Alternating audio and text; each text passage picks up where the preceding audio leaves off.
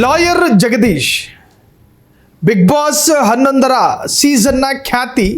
Lawyer Jagadish ಅಣ್ಣಮ್ಮನ ದೇವಿಯನ್ನು ಕೂರಿಸಿದ್ದಾರೆ ಅನ್ನೋ ಕಾರಣಕ್ಕೋಸ್ಕರ ಯುವಕರ ಜೊತೆ ಕಿರಿಕ್ ಮಾಡಿಕೊಂಡು ಅವರ ವಿರುದ್ಧ FIR ಕೂಡ ದಾಖಲಾಗಿತ್ತು. ಅದಾದ ನಂತರ ಅವರನ್ನು ಪರಪ್ಪನ ಅಗ್ರಹಾರಕ್ಕೆ ಕಳುಹಿಸಿಕೊಡಲಾಗಿತ್ತು. ಒಂದೆರಡು ದಿವಸವಲ್ಲ, ಸತತ 93 ದಿವಸಗಳ ಕಾಲ ಪರಪ್ಪನ ಅಗ್ರಹಾರದಲ್ಲಿ ದಿನ ಕಳೆಯಬೇಕಾಗಿ ಬಂತು ಲಾಯರ್ ಜಗದೀಶ್ ಅವರಿಗೆ. ಜಾಮೀನು ಸಿಗದೆ ಪರದಾಡಿದಂತಹ ಲಾಯರ್ ಜಗದೀಶ್ ಮತ್ತು ಲಾಯರ್ ಜಗದೀಶ್ ಅವರ ಸುಪುತ್ರ ಮೌರ್ಯ ಕೂಡ ಆ ಒಂದು ಸಂದರ್ಭದಲ್ಲಿ ಜೈಲು ಸೇರಬೇಕಾಗಿ ಬಂತು. ಅದಾದ ನಂತರ ಲಾಯರ್ ಜಗದೀಶ್ ಅವರು 93 ದಿವಸಗಳ ನಂತರ ಅರ್ಥಾತ್ ಕಳೆದ ವಾರ ಅವರಿಗೆ ಬಿಡುಗಡೆ ಭಾಗ್ಯ ಸಿಗುತ್ತೆ, ಅರ್ಥಾತ್ ಜಾಮೀನಿನ ಮೇಲೆ ಹೊರಗೆ ಬರ್ತಾರೆ. ಹೊರಗೆ ಬಂದ ಸಂದರ್ಭದಲ್ಲಿ ರಾಜ್ಯದ ಉಪಮುಖ್ಯಮಂತ್ರಿಯ ವಿರುದ್ಧ ಗುರುತರವಾದಂತಹ ಆರೋಪವನ್ನು ಮಾಡಿದ್ದಾರೆ. ಅದೇನಂತ ಹೇಳಿದ್ರೆ, ರಮೇಶ್ ಜಾರಕಿಹೊಳಿ ಅವರ ವಿರುದ್ಧದ CD ಪ್ರಕರಣ, ಅರ್ಥಾತ್ ಅಶ್ಲೀಲ ವಿಡಿಯೋ, ಅವರು ಜೊತೆಗೆ ಒಂದು ಮಹಿಳೆ ಅರ್ಥಾತ್ ಯುವತಿಯ ಜೊತೆ ಅವರು ಅನೈತಿಕ ಸಂಬಂಧವನ್ನು ಇಟ್ಕೊಂಡಿದ್ರು. ಅದಕ್ಕೆ ಸಂಬಂಧಪಟ್ಟಂತಹ CD ಜೊತೆಗೆ ವಿಡಿಯೋ ಕೂಡ ಸಾಕಷ್ಟು ವೈರಲ್ ಆಯಿತು. ಆ ಒಂದು ಪ್ರಕರಣದ ತನಿಖೆಗೋಸ್ಕರ ನನ್ನನ್ನು ಉಪಮುಖ್ಯಮಂತ್ರಿಯವರು ಬಳಸಿಕೊಂಡಿದ್ರು. ಸುಮಾರು 63 ಲಕ್ಷ ಡೀಲ್ ಏನು ಅವರು ಮಾತುಕತೆಯಾಗಿತ್ತು, ಆದರೆ ನನಗೆ ಕೊಡಲಿಲ್ಲ. 63 ಲಕ್ಷ ನನ್ನ ಕಡೆಯಿಂದ ಖರ್ಚು ಮಾಡಿಸಿ ನನ್ನನ್ನು ಆ ಪ್ರಕರಣದಲ್ಲಿ ಬಳಸಿಕೊಂಡು ಕೊನೆ ಘಳಿಗೆಯಲ್ಲಿ DCM DK ಶಿವಕುಮಾರ್ ಅವರು ನನಗೆ ಮೋಸ ಮಾಡಿದ್ದಾರೆ. ನಾನು ಜೈಲಲ್ಲಿದ್ದಂತಹ ಸಂದರ್ಭದಲ್ಲೇ ನೇರವಾಗಿ ಸ್ವತಃ DCM ಅವರಿಗೆ ಪತ್ರ ಬರೆದಿದ್ದೀನಿ.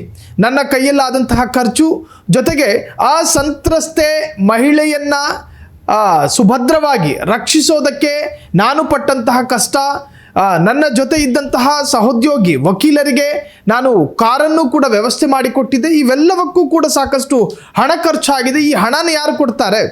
DCM DK ಶಿವಕುಮಾರ್ ಅವರು ನೇರವಾಗಿ ಇದಕ್ಕೆ ಕಾರಣ ನನ್ನ ಕೈಯಿಂದ 65 ಲಕ್ಷ ಖರ್ಚಾಗಿದೆ ಎನ್ನುವಂಥ ಗುರುತರ ಆರೋಪ.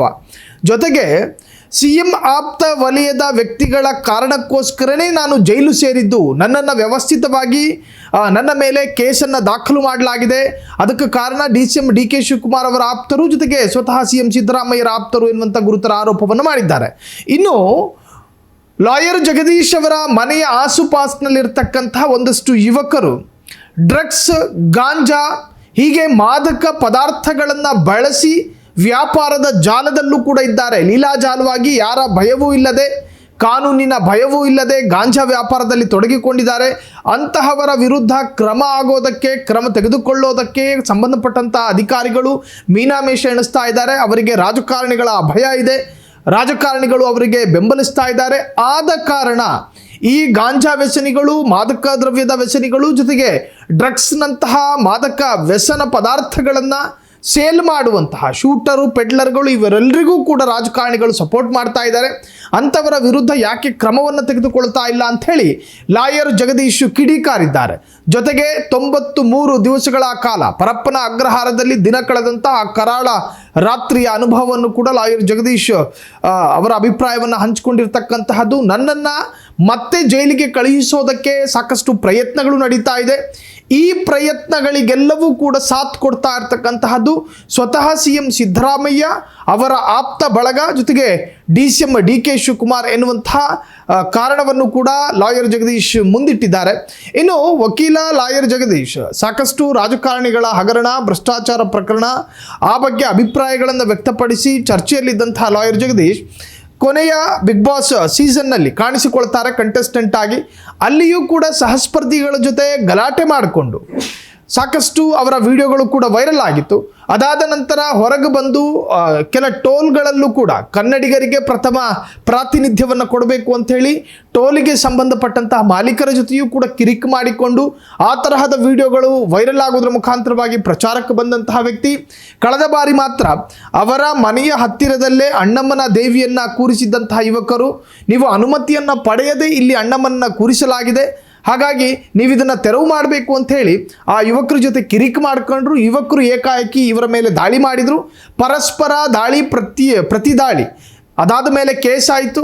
ಇನ್ನು ಲಾಯರ್ ಜಗದೀಶ್ ಅವರು ತನ್ನ ಕಾರ್ನಲ್ಲಿ ತನ್ನ ಬೌನ್ಸರ್ಸ್ಗಳು ಅರ್ಥಾತ್ ತನ್ನ ಗಾರ್ಡ್ಗಳನ್ನು ಕರ್ಕೊಂಡು ಯುವಕರಿಗೆ ಹೊಡೆಯೋದಕ್ಕೆ ಹೋಗಿದ್ರು. ಆ ಸಂದರ್ಭದಲ್ಲಿ ಲಾಯರ್ ಜಗದೀಶ್ ಅವರ ಕಾರು ಕೂಡ ಧ್ವಂಸ ಆಗಿತ್ತು.